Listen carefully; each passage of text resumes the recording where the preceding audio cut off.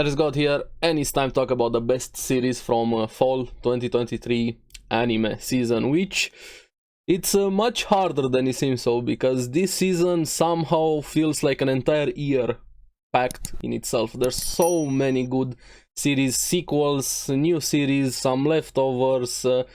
I think it has everything. Probably one of the most overall better anime seasons that we have gotten in recent time. But this time I doing this video a bit earlier than usual compared to the other seasons. Make sure to check out those videos, because we're also getting near the end of the year when we're gonna have the anime awards, everything, the top 10 best anime of the year. I'm gonna have to work on that one, also on the podcast and my own individual video. So I decided to do this one a bit earlier to share my recommendations and the series that I like the most and I consider the best. We're gonna split the video into two parts mainly. Gonna start with new series, then sequels, and then I'm gonna have some leftover special mentions and see which series are the best. So let's get into it. To start us off, I think pretty much everybody at least knows about this series, Frieren Beyond Journeys, and which honestly is looking to be one of the best series in general, even contender for anime of the year.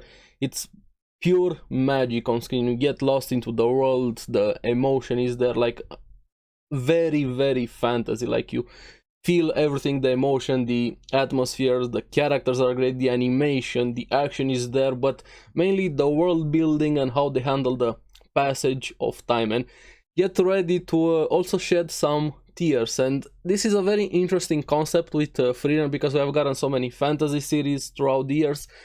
But here we get what happens after the heroes completed their quest to kill the Demon King or the Demon Lord. And the way somebody that lives longer, like an elf having thousands of years life, how they perceive time compared to humans. And it's so good, especially the pacing, the characters, like, so we have Frieren, Fern, Stark, and of course everything else. And I think they're also one of the best ways to portray demons in anime or in a story that I've seen here. So if you haven't, do yourself a favor and check out Frieren. For the next series, I think this is one that has kind of gone under the radar for a lot of people, Undead Unluck, which surprised me quite honestly. I saw a bit of the trailer, the synopsis gave me like My Hero Academia combined with Fire Force in a way vibes, but honestly the way they do the power system here, the ingenuity of the power system, how they're used, the fights, the technicalities to them, I love it a lot. And of course it looked gorgeous, the animation is awesome, especially during the fight scenes, and the characters are super fun. I feel like I'm laughing every episode. Andy, Fuko, all of the other casts that we get introduced a bit later on.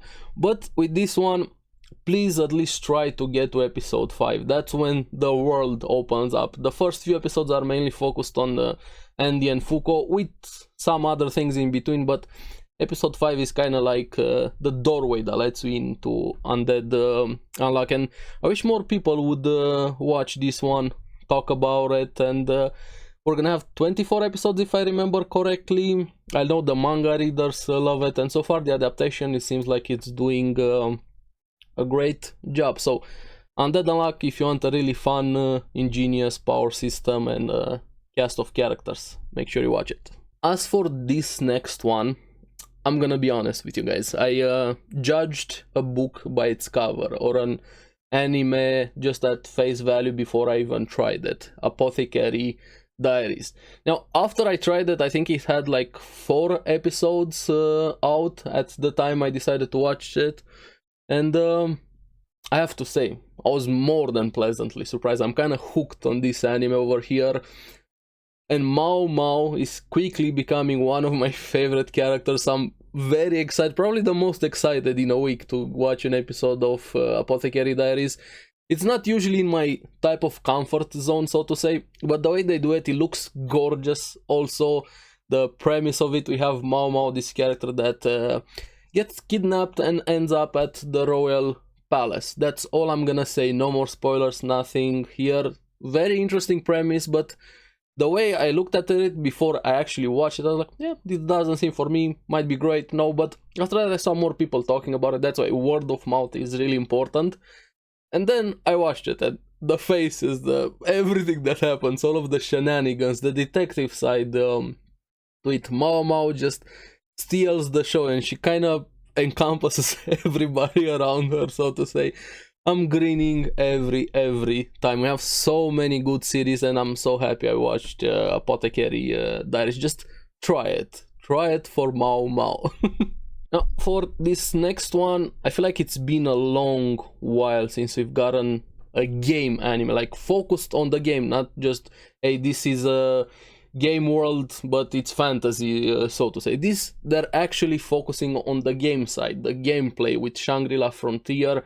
It looks amazing, the animation, the fun is there, the game aspects. You feel like if you ever played MMORPGs yourself, you're gonna get a bit connected to this one. I think for me it was Log Horizon I got very connected with, but this one is a bit more comedic. They don't have, hey, we're stuck in a game and so on. It's an actual game, you can log out anytime you want. Very game mechanics here, with the main character being obsessed with trash games, but then after that he tries a godlike game, so to say. And the girl is also really fun.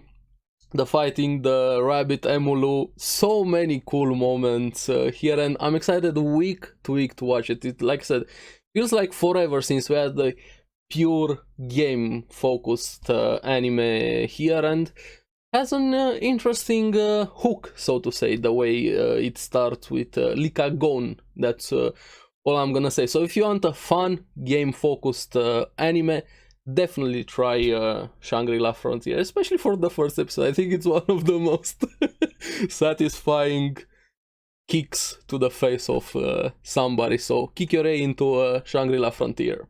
For the next one, for a new series, we have Ragna Crimson. And if you guys know me, you know I like overpowered main characters, fantasy, fighting type of series, and also edgy ones here. And in this case, Ragna Crimson is checking a lot of the boxes for me, which is really fun. It looks great also. I love the fighting, the characters are very fun, especially Crimson. Ragna is... him and Crimson are great together. They're very complete opposite. One is pure rage, one is planning, but also has his own rage, so to say. The concepts are interesting. You have dragons, or kind of slash vampires in a way. Vampire dragons. If you watch it, it's gonna make sense, but it's really fun, and it gets better and better. First episode, I think it's like an hour, if I remember correctly. Kind of like the prologue in a way of the story, but after that it picks up quite a lot and opens even more, and got me quite hooked. I wish more people would also watch Ragna Crimson, and from what I heard from the manga readers, the art there, I saw some panels, looks great, and they're enjoying it also. As for the anime, I'm definitely having fun with a series like this. It's all of the check boxes for me, so check it out if you're into that sort of series, Ragna Crimson.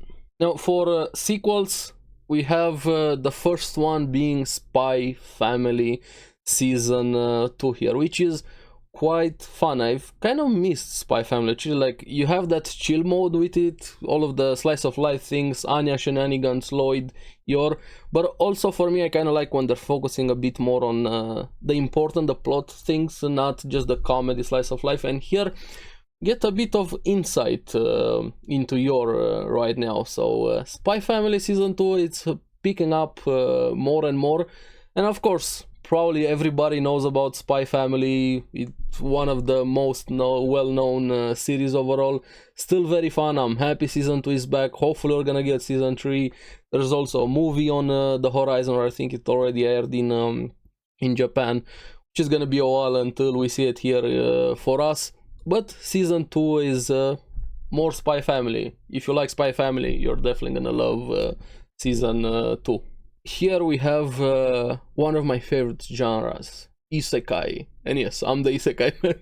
But we have Eminence in Shadow Season 2, which I'm very happy that we got a Season 2. In more than lives up to what Season 1 achieved. One of the most fun series with Eminence in Shadow. If you haven't watched Season 1, make sure you go back, watch season 1. It's super fun. It's a series that leans into the edginess, the comedic. It circles around from being dumb to becoming one of the great series. Kind of has that Overlord vibe to it with the main characters, but in a more comedic, oblivious way. It's super fun. See all of the characters. If you like waifus here, the action is great. Especially season 1 had a really good fight towards the end there. No spoilers, of course. And season 2, just John Smith. Make sure you watch Eminence in Shadow. And I just want more and more. Delta. So yeah, check it out. For our next one, we have Dr. Stone New World Part 2 with the Treasure Island, picking up where it left off. And you guys know me, you know I love Dr. Stone. I think it should be one of the anime that you actually put in school for kids. Super fun, entertaining, you might even learn some things. The faces, the shenanigans, and the mystery is still there for who did everything that happened in the world. We have them right now dealing with some very interesting things. It also gets serious a few times. I even got emotionals in some of the scenes here. Byakuya is a giga chad of a dad, and more Senku shenanigans. Who doesn't like Dr. Stone? Come on, let's be honest. And here with New World, it continues, and I'm happy for it. I hope it's gonna get a full adaptation. I know the manga is ended, but here I definitely missed Dr. Stone. So if you haven't watched Dr. Stone at all, do yourself a favor and watch it. It's super fun. And now Dr. Stone New World Part 2. I think this is season 2, 3 or something. There's also a special. Before you start New World, make sure you watch the Ryusui special episode. There's a gap between season 2 and this one. If you miss the OVA Ryusui, some things are not gonna make sense. So make sure you check out Dr. Stone. For our next sequel, we have Dead Mount Death Play Part 2, which is a really fun series. If you haven't watched Part 1, at least go back and try episode 1. I got hooked from that episode. It had a nice twist, so to say, there with how they handled that, and the more you watch it, the more intriguing it gets. A lot of characters get added, the world gets more mysterious, some very interesting twists there, and seems like everything is pretty much interconnected. So many fun shenanigans, the comedies here. We have all of the characters, different factions, typical from a series from the creator of Durarara and Bakano. If you haven't watched either of those series, I recommend them. I haven't gotten myself into Durarara, but I only heard really good things. Bakano, an awesome series. And here Dead Mount, that play definitely gets you hooked. And if you like a lot of characters and organization, you should try Dead Mount Death Play. For the last sequel here in my recommendations, we have Baki Hanma Season 2. And before we get into Season 2 here, if you haven't watched anything Baki, make sure you go back and watch the original ones first, Grappler Baki, then start with the Netflix sequels with the Prisoners, then keep going. If you like the type of series that is very ridiculous and it's leaning into that quite a lot, or if you're a JoJo fan, sometimes I think Baki does even more ridiculousness than JoJo. Everything that happens in this show just pickle the father son girlfriend moment. That's all I'm gonna say. If you know, you know. But this one is the last one for now, at least. Hopefully maybe we're gonna get more, but Baki Hanma deals with the father son saga in season 2, and probably one of the best, most copious dinners the way it ends. So check out Baki, but make sure you go in with the expectations for ridiculousness. Don't expect things to be very grounded. That's all I'm gonna say with Baki. If you want to have fun, watch Baki. Now, for some special mentions, I have two of them. The first one being Pluto from Naoki Urasawa, creator of Monster. His own version of Astro Boy, so to say, his own original story based on Astro Boy or Atom, the Strongest Robot, if you ever know the old series there. But this one feels amazing what he does here. This is an type of series an experience type of series. The animation, the attention to detail, it grips you quite a lot. The characters, the plot points, the twists. I do have a criticism to it. If you want more things, me talking about it, make sure to check out my video on it. I talk about it there, but I highly recommend check out Pluto, especially for the North number 2 story that we get. I think it was episode 2. Gehikt, an amazing character there. Some moments are very emotional, and it's amazing that a series can get such a full adaptation here with Pluto. So if you haven't watched it or know anything about it, make sure you check out Pluto from Naoki Urasawa. For the second special mention, we have the ending of Attack on Titan, which I'm pretty sure majority of people know about it. They either love the ending or they hate it. Which is quite funny considering how everybody was losing their minds when the manga ended. Hey, it's bad, but right now I see a bit of the opposite side. People that only watch the anime kind of like the ending a bit more than the manga readers liked about it. Now, I know there's a lot of discussions going with Attack on Titan on either side, but I had to put it here because it feels like the end of an era. For me, I liked the ending. If you want more details on why I like the ending, what I think about the ending, I have a full-on video, a longer video going through everything that I thought about the ending, my thoughts on it. Make sure to check out that video. But if you haven't, this is also the perfect time to start with Attack on Titan. I'm kind of jealous of people that are getting into Attack on Titan and they have it complete, like you can binge Attack on Titan. It's been 10 years and you can do it in one go without having to wait for everything. So I don't think I have to say watch Attack on Titan. Everybody knows about it. So let me know in the comments below, what do you think about the ending? We have 2 more series to go over, the leftovers from previous season, which are still ongoing. First one being Jujutsu Kaisen Season 2, which it's having some issues now with production, MAPPA, the current situation, the overworking of the animation, the conditions, everything that's happening, which sucks. This needs to change.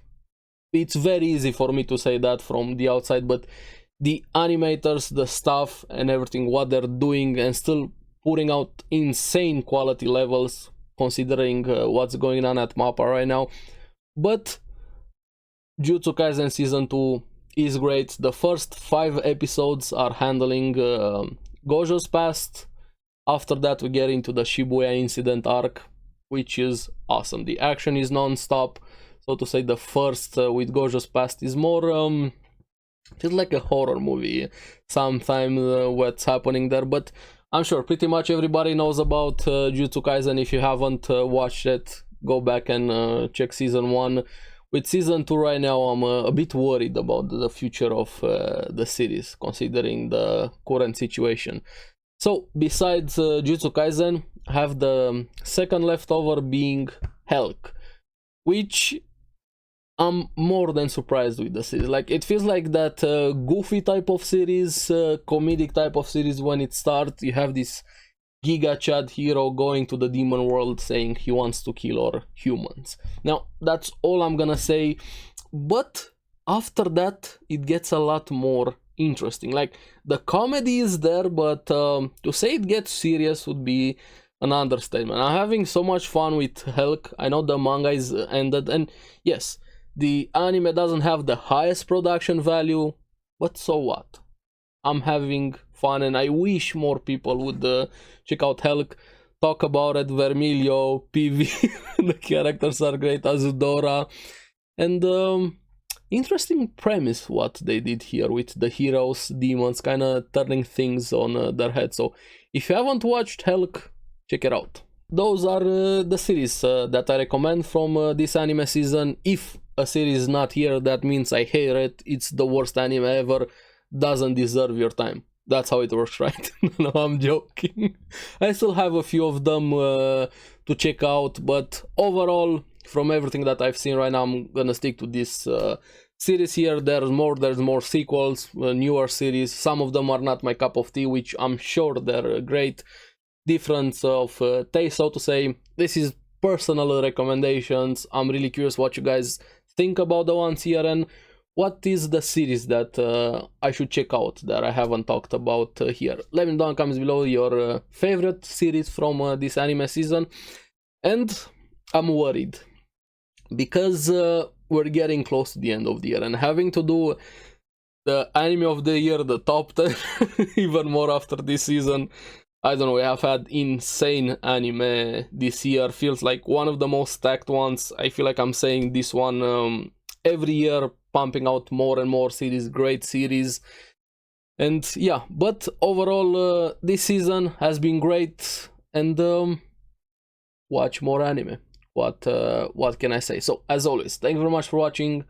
Remember to like and subscribe, helps me quite a lot, and you guys get the latest videos on the series that I follow. So keep enjoying anime. Make sure to check out the podcast, Because Anime, links in description. I'm gonna see you again on the next video. Bye bye.